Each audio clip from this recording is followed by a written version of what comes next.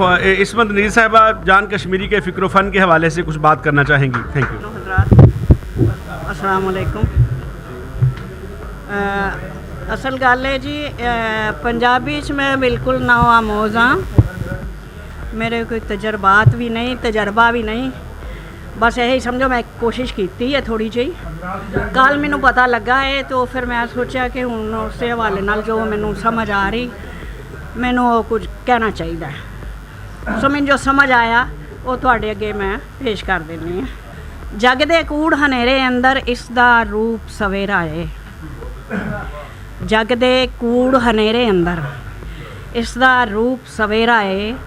इस दे दम नाल अदबी मेला सजदा खूब चंगेरा है। इस दे दम नाल अदबी मेला सजदा खूब चंगेरा है।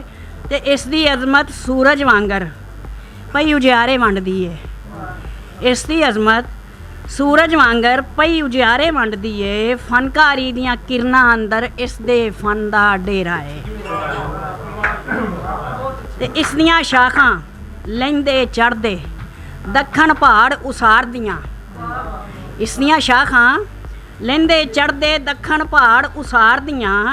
अदबी बोड़ दा चार चुफेरे साया बहुत घनेरा है। अदबी बोड़ दा चार चुफेरे साया बहुत घनेरा है। ये इक्को वार च जग ते बंदा साबित करदा अपना आप। इक्को वार च जग ते बंदा साबित करदा अपना आप। ते हर बंदे दा इस धरती ते इक्को वार दा फेरा है। बहुत मेहरबानी। सदियां तीकर ला नहीं सकदे भार एदे एहसानां दा। सदियां तीकर ला नहीं सकदे भार एदे एहसानां दा।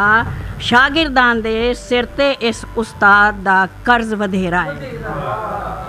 शागिर्दां दे सिर ते इस उस्ताद दा कर्ज वधेरा है। ते सानू अदब सिखावन वाला जान अरूज दा जानी है।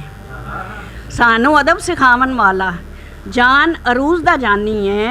शहर हुनर विच गीत अलाप ते सुरदा सांझ सवेरा है। शहर हुनर विच गीत अलाप ते सुरदा सांझ सवेरा है। ते इस दी खास पछान की दसां। इस दी खास पछान की दसां। शहर अदब दा है प्रधान। हिंदो पाक च इसमत इसदा रुतबा खास उचेरा है।